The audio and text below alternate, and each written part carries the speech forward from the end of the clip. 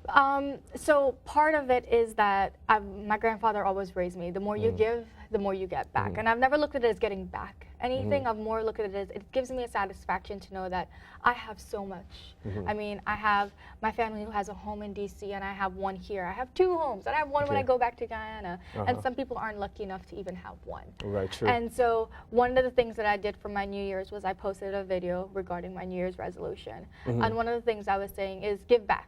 You don't have to be rich. You don't have to be famous. Pay it forward. You don't have to be anything. That same dollar you'd go buy candy or gum with. Cup of coffee or donut. Anything like that. Give it to that person that you see every day on the street that's sitting there asking for money. It doesn't have to be anything big. It's just something small. And that satisfaction of giving back is compared to nothing else that you can ever have. What message do you have for the young girls and boys who are looking at this program or will see it soon?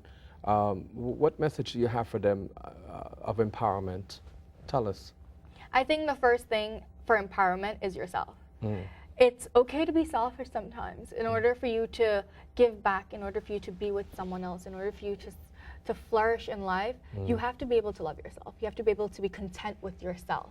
That's the only way you can continue. And I had to learn that the hard way with my abusive relationship. It was more pleasing him than understanding that it's something you have to work together on, but I also have to be content with myself. So the only way to empower yourself is to learn about yourself. Learn what makes you happy. Learn what gives you the pride to wake up in the morning. Learn what, gives you that joy of just continuing what you do every day.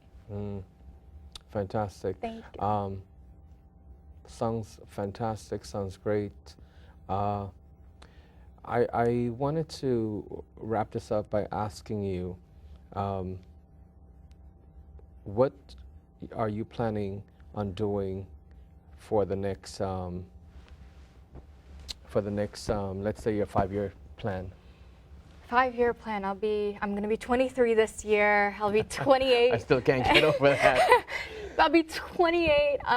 Let's see. 5-year plan. I hope to have my NGO, my nonprofit, worldwide. Up and running. Up and worldwide. I Okay. mean, I need to be one of the places where say, okay, I can go to that person if I need help. I can go to that organization if I need help. Okay. And that's one of the main things. Finish your schooling. Finishing my schooling, of course. Marriage. We shall see. Okay. We're not pushing for that I'm right sure now. Andy has his fingers crossed. We both have a mutual understanding that we need to be at a certain place in our life before we accomplish that. So, Rafieya, I want to thank you so much for joining us in thank you for conversation. having me. Thank you for joining me in conversation. I'm your host, Mark Anthony. See you on the flip side of another episode. Take care. Bye.